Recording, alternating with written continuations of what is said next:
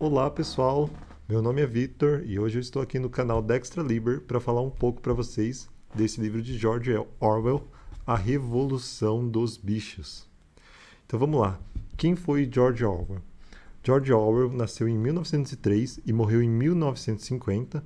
George Orwell, na verdade, não é o real nome dele, o real nome dele é Eric Arthur Blair e ele escreveu alguns livros e as suas duas principais obras foram A Revolução dos Bichos e 1984. A Revolução dos Bichos foi escrita em 1945, perto aí de sua morte, que ele morreu em 1950, e foi um dos principais livros da sua carreira. Então vou fazer aqui um breve resumo desse livro e uma análise sobre o que ele fala.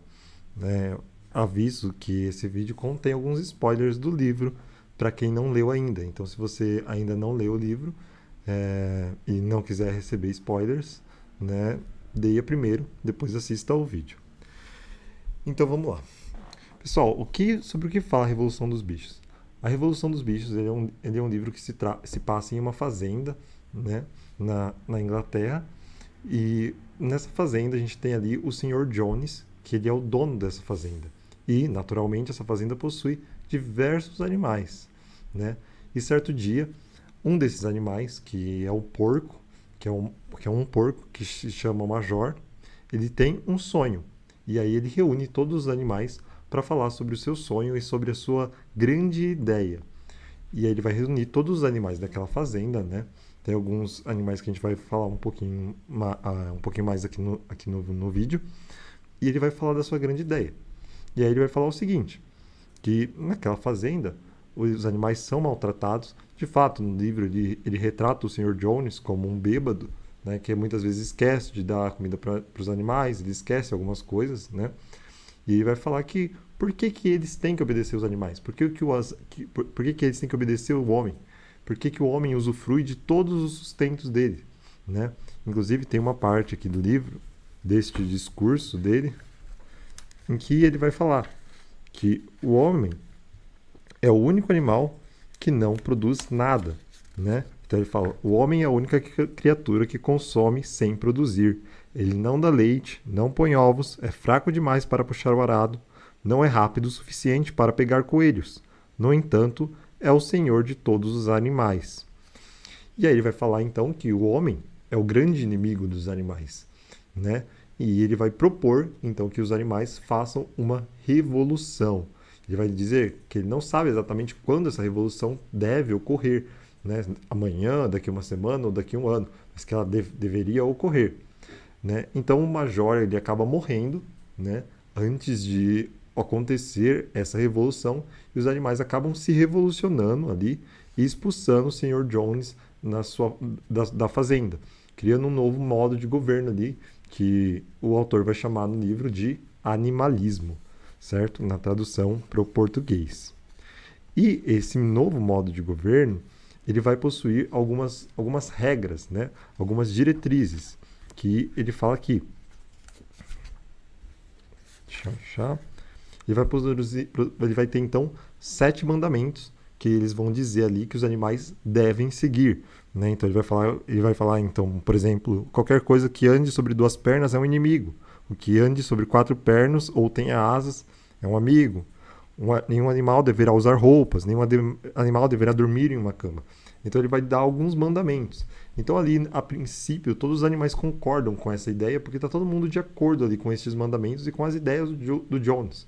Então eles acham que as coisas vão melhorar, porque eles não vão ter mais uma pessoa que vai usufruir ali do trabalho dos animais, sem fazer nada, digamos assim, Porque a grande ideia é que o Sr. Jones não fazia nada. Então eles vão usufruir. Agora eles vão poder usufruir do seu próprio trabalho. E aí o que vai acontecer? Para a gente entender um pouco dessa história, na Revolução dos Bichos a gente tem diversos animais que representam, algumas coisas nos dias atuais, que são algumas alegorias. Então, por exemplo, tem diversos, mas eu vou falar apenas alguns aqui. Então você tem os porcos, que são os intelectuais. Então você tem 2 principais porcos, que são o Bola de Neve e o Napoleão, e tem alguns outros porcos ali, e também tem um porco que chama Garganta, né? Então, quem é esse porco Garganta? Então, ele até vai falar aqui no livro, né? Diziam que Garganta era capaz de transformar preto em branco, né? O que quer dizer aqui? Que o Garganta tem um grande poder com as palavras. Ele consegue influenciar muitas pessoas. Então, o Garganta ele vai ser a mídia desse novo governo, né? Então, não vai ser, ele vai ser a única mídia, na verdade, disponível. Então, ele vai ser a única mídia que vai falar todas as informações para as pessoas. Então, até aí tudo bem. Todos os animais acabam ali fazendo a revolução, todo mundo fica feliz, né? E no começo eles acham que vai dar tudo certo, porque agora não tem mais humanos. Então tá tudo ótimo ali no começo da revolução. Até aí que vão surgir algumas divergências. Então, como eu falei aqui, a gente tem esses dois principais porcos, né? Que é o Napoleão e o Bola de Neve, que o autor vai falar que esses dois porcos discordavam em absolutamente tudo. Tudo que um dizia, o outro discordava. Então, esses dois porcos, na verdade, eles eram ali dois políticos, certo? E como ficou dividido, né? Ele vai falar no livro que cada animal ali acaba trabalhando de acordo com a sua capacidade, né? Que aí já começam os problemas, né? Então, por exemplo, alguns animais trabalham mais, acordam cedo, trabalham mais. Outros animais trabalham menos porque dizem que estão cansados, dizem que estão doentes, né? E acabam ali trabalhando menos que outros animais. Outros, por exemplo, só surgem na hora da refeição e somem durante o horário de trabalho, né? Então, que demonstra aí um problema desse novo regime que os animais criaram. E os porcos, naturalmente, que representam ali os intelectuais, eles não vão trabalhar, né? Por quê? Eles vão dizer que eles são intelectuais. Então, eles precisam observar o trabalho e verificar se todo mundo está fazendo o trabalho de forma correta, né? Então, assim, os porcos, vamos dizer ali, eles vão ser um grupo privilegiado, né? Eles instituíram a revolução e ele vai dizer aqui, né, que os porcos são os mais intelectuais. Os porcos eles conseguem ler, eles conseguem discutir sobre a política e o resto dos outros animais não tem essa educação. Os outros animais não conseguem ler direito, eles não conseguem ler os mandamentos direito, eles têm grande dificuldade com as palavras, né? Então os porcos ali acabam coordenando e fazendo meio que eles querem, de qualquer forma, né? E isso vai ocorrendo ao longo do livro, os porcos vão te dando cada vez mais benefícios para eles mesmos, né? Então, por exemplo, eles discutem o que eles devem fazer com as maçãs e com os leite, né? E aí os porcos vão pegar essa maçã e o leite e colocar na ração deles. Eles vão falar, mas é o Garganta, né? A grande mídia vai falar, é porque os porcos precisam disso, porque esse é um trabalho mais intelectual, né? Isso é comprovado, que se você faz esse trabalho, você precisa de uma alimentação com maçãs e leite, né? Então eles vão meio que adulterando ali a realidade para ali se manter no poder, né? E ganhar benefícios de acordo com o regime. Então aí vai ter essa grande rixa aí entre esses dois porcos, o Napoleão e o Bola de Neve. E o que vai acabar acontecendo? Vai ter uma grande história no livro que é a história do moinho de vento. Então o Bola de Neve vai falar que eles precisam construir um moinho de vento, né? E o livro fala que o Bola de Neve ele é inteligente, né? Ele é esperto, as pessoas gostam dele. Ele vai ter essa ideia fantástica de construir um moinho de vento. E aí o Napoleão ele não vai gostar que as pessoas que o Bola de Neve está ganhando popularidade, né? Inclusive o Bola de Neve ele foi um dos grandes que iniciaram ali a Revolução. Ele participou da batalha da Revolução para expulsar o Sr. Jones, né? Quando o Sr. Jones veio atacar de volta, tentar retomar a fazenda, ele incitou os animais, ele foi uma grande liderança. E aí isso não é uma coisa boa ali para o Napoleão, porque o Napoleão está querendo ali monopolizar o poder, né? Então o que ele vai fazer? Ele vai criar uma polícia dele, né? Ele vai pegar os cachorros, né? Vai criar os filhotes dos cachorros, né? E vai criar uma polícia. E durante essa votação aí, se eles devem ou não construir um moinho de vento, o Napoleão vai soltar os cachorros no Bola de Neve. O Bola de Neve ele meio que é expulso da fazenda, ele vai embora correndo com medo, né, dos cachorros. Então ele é meio que exilado ali da fazenda. E aí o que acontece? Todo mundo vai ficar meio chocado, né? Tipo assim, como assim? Ele é um dos nossos grandes líderes. E aí que vem uma das questões mais interessantes, né, que o George Orwell traz pra gente. Ele traz pra gente aqui na Revolução dos Bichos. Ele também traz pra gente em 1984, que é a questão da mídia, né? Então, a mídia ela vai sendo adulterada, a história vai sendo adulterada a partir do momento que não se há registros. Então, não há nenhum registro sobre o que o Napoleão fez. Né? Não há nada escrito, não há nada, nenhuma pintura, nada que fale o que o Napoleão e o Bola de Neve fizeram, o que o Bola de Neve passou da Revolução. Né? A única fonte de informação que esses animais têm é a partir da mídia, que é o Garganta. Então, o que o Garganta fala, né, que ele consegue transformar o branco em preto, é a realidade para os animais. Então, qualquer coisa que ele fale, os animais vão achar que é a verdade ali. Né? Então, ao longo do livro, eles vão acabando adulterando a história. Então, por exemplo, eles vão falar que, na verdade, não foi o Bola de Neve que propôs a construção do moinho, né? Que foi Napoleão que propôs essa ideia. E eles vão começando com pequenas coisas, até que no final eles já fizeram totalmente a cabeça das pessoas para acreditar que o Bola de Neve, na verdade, ele foi um grande traidor da Revolução. Ele sempre esteve ali para trair a Revolução. E eles criam essa ideia de que é a mesma coisa que acontece em 1984, de criar um inimigo, né? Que o George Orwell ele acha que é uma das grandes questões ali do governo totalitário. Ele sempre tem um inimigo que você está lutando. E muitas vezes esse inimigo ele é fictício. Então tudo de mal que acontece foi o Bola de Neve que fez. Houve uma sabotagem. Houve, por exemplo, uma chuva que estragou alguma coisa. Isso foi culpa do Bola de Neve. Né? Pegou fogo em alguma coisa. Bola de Neve que fez. É um inimigo fictício, né? para que eles estejam ali sempre lutando contra esse inimigo. E ao longo do livro, né, os porcos eles vão adquirindo diversos benefícios. Então aqui, por exemplo, eles têm os mandamentos que eu falei para vocês, né? Os 7 mandamentos que todos os animais concordaram. E um desses mandamentos é que nenhum animal deverá ingerir álcool. E ali, em certo ponto do livro, né, os porcos eles descobrem ali o álcool, eles acabam bebendo e eles descobrem que é bom, né? E aí, o que eles fazem então? Porque eles acabaram infringindo um dos mandamentos, né, um dos 7 mandamentos. Eles adulteram isso. Eles vão lá e escrevem: nenhum animal deverá ingerir álcool em excesso. Né? Então, se você não ingerir em excesso, tá tudo bem. Só que isso não é o que é o mandamento original. Mas, entretanto, não existe nenhuma fonte para que as pessoas possam confiar. A única fonte que eles têm é esses mandamentos escritos. E a partir do momento que esses mandamentos são adulterados, né, o que é a mesma coisa que ocorre em 1984, né, em que tudo é adulterado, todas as fontes são adulteradas, né, você não tem mais provas daquilo. Não existem mais provas do que realmente aconteceu. Então as pessoas não conseguem comparar se aquilo é verdade ou não. E, como ele diz no livro, a maioria dos animais não consegue nem mesmo ler.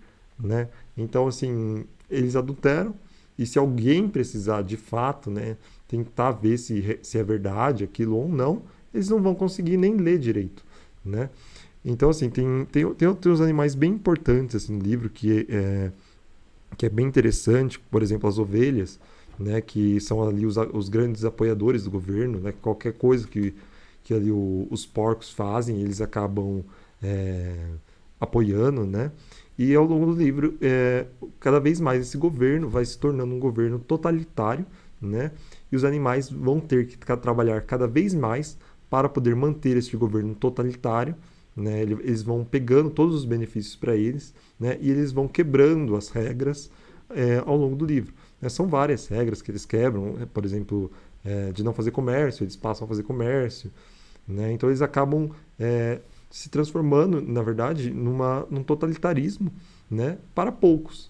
Né? Então, com essa justificativa ali de que não existiria mais o Seu Jones, não existiria mais o humano, criando um grande inimigo, eles acabam inserindo um governo totalitário, só que, na verdade, o humano ali, o humano que explorava os animais, acaba sendo substituído ali pelos porcos. Né? Em como um porco é um dos animais ali, então eles acabam aceitando. Eles acabam aceitando e achando que está tudo bem. E aí, em alguns momentos, eles tentam lembrar se esse novo governo ele é melhor ou pior do que existia antes. Só que eles não conseguem mais lembrar. Por quê? Porque não existem mais registros. Né? Tudo que eles recebem é o que a mídia fala para eles, é o que o Garganta fala para eles. Então, com toda essa alteração da mídia e apagando toda essa história, os animais ali vão acreditando em qualquer coisa. Né? Existem muitos outros aspectos desse livro, mas para não me estender mais, fazendo uma análise assim direta, o George Orwell ele acaba fazendo uma grande crítica que é aos governos totalitários. Tem muitas pessoas que falam, na verdade, que os personagens representam algumas pessoas da vida real, né? Por exemplo, o Major seria Karl Marx, que acabou morrendo antes do início da Revolução, né? Enfim.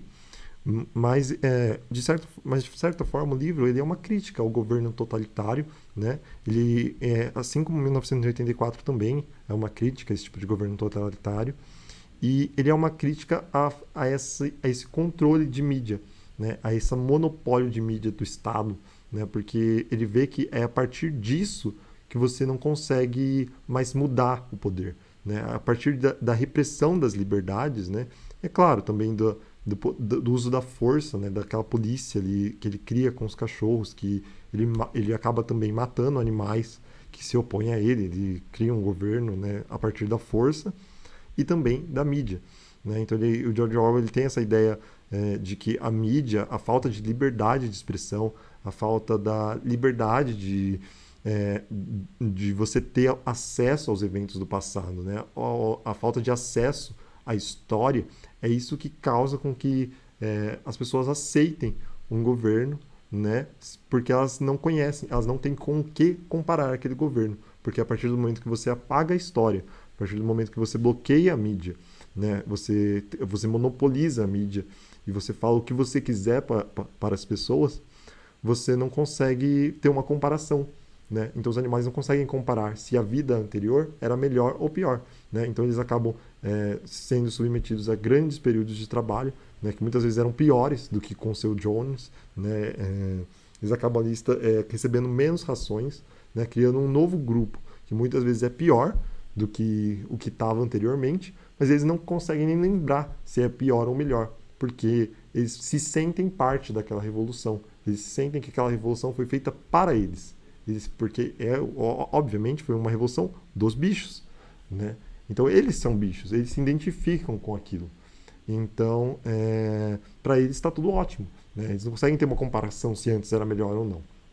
Então ele diz assim, ele acaba criticando, né, que alguns ideais de governo, que muitas vezes vêm com essa ideia de que ele atrai a população, né? Ele tem um populismo maior. Na verdade, muitas vezes ele é pior do que outros tipos de governo que não são populistas, né? Porque as pessoas acabam aceitando qualquer coisa sem questionar, né?